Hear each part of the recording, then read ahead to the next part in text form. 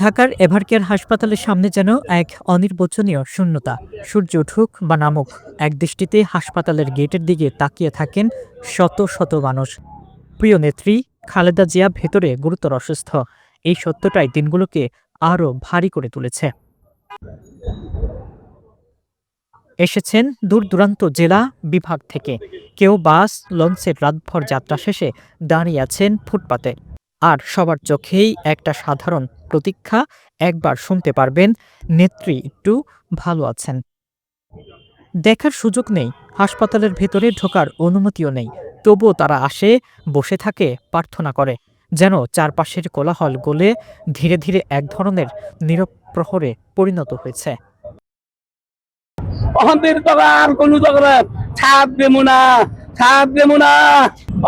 বাংলায় মাটি রাহায় ওরা খুনি, এই খুনি সরকার ষড়যন্ত্র করছে, এই ষড়যন্ত্র বাদ দেয়। চট্টগ্রাম থেকে আসা এক নেতাকর্মী অশ্রুসিক্ত চোখে বলেন, মনটা অদ্ভুত রকম অস্থির, বোঝাতে পারবো না কতটা কষ্ট হচ্ছে। দেশ নায়িকার দ্রুত সুস্থতার জন্যই তিনি এসেছেন। চট্টগ্রাম থেকে এখানে আসছি, মন অস্থির, নেত্রীর জন্য মন খুব অস্থির, সেটা ভাষা প্রকাশ করা যায় না। খুব কষ্ট, বিগত সরকার ওনাকে তিলে তিলে মেরে ফেলেছে। আমি সরকারের কাছে আবেদন জানাবো, খালেদা জিয়া যদি কোনো প্রকার অঘটন ঘটে তাহলে হত্যা মামলার জন্য শেখ হাসিনাকে আসামি করতে হবে। ওনার জীবনটা শুধু উনি নষ্ট করেছেন।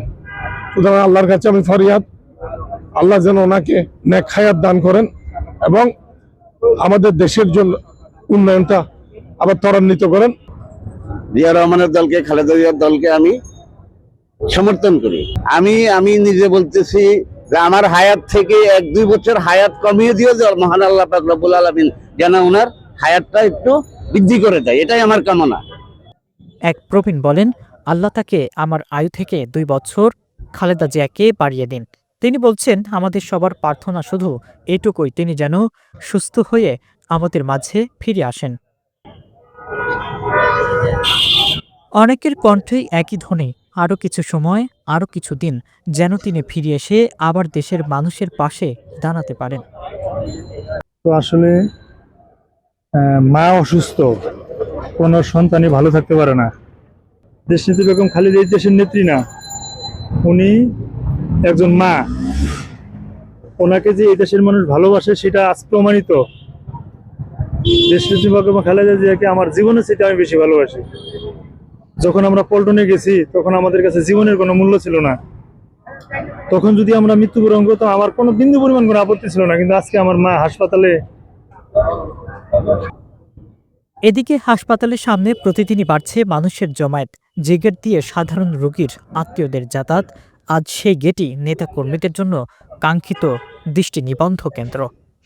মেডিকেল বোর্ড ও বিএনপির সংশ্লিষ্টরা জানান, সবকিছু ঠিক থাকলে শুক্রবার দুপুরে এয়ার অ্যাম্বুলেন্সে করে খালেদা জিয়াকে লন্ডনে নেওয়া হবে উন্নত চিকিৎসার জন্য। যাত্রায় কারা থাকবেন সেই তালিকাও চূড়ান্ত। ভেতরে নিরাপত্তা বলয় আরও শক্ত করা হয়েছে। স্পেশাল সিকিউরিটি ফোর্সের সদস্যরা হাসপাতালের গুরুত্বপূর্ণ পয়েন্টে অবস্থান নিয়েছেন। বাইরে আইনশৃঙ্খলা বাহিনীর টহল আগের তুলনায় বাড়ানো হয়েছে। শান্ত পরিবেশ বজায় রাখতে নজরদারি অব্যাহত। ফ্যাসিবাদ ধর্ষণ বেগমের জন্য ফাঁসি রায়টা দেখে যেতে পারে ও শাস্তিটা দেখে যেতে পারে, এবং তারেক রহমান আমি উদ্যোগ আহ্বান করব, আমাদের সম্মানিত তারেক রহমান দেশে আসুক, দেশে এসে সুন্দর করে সে হালটা ধরুক, দলটা সুষ্ঠুভাবে পরিচালনা করুক, এটা আমাদের প্রত্যাশা, এটা আমাদের আশা। গত 23 নভেম্বর রাতে হঠাৎ শ্বাসকষ্ট বেড়ে গেলে তাকে দ্রুত এভারকেয়ার হাসপাতালে আনা হয়। পরীক্ষায় ফুসফুসের সংক্রমণ ধরা পড়ায় সেদিনই ভর্তি করা হয়। এরপর থেকে দিন যাপনটা যেন দেশজুড়ে উদ্বেগের স্রোত তৈরি করেছে, যার ঢেউ এসে থেমে থাকে হাসপাতালের সামনের মানব সাগরে। এভারকেয়ারের সামনে সেই প্রহরী আজও অপেক্ষায়। তাদের বিশ্বাস, কোন এক ভালো সংবাদ ভেসে আসবে, নেত্রী সুস্থ হয়ে আবারও মানুষের মাঝে ফিরে আসবেন। বাণিজ্য বার্তা, ঢাকা।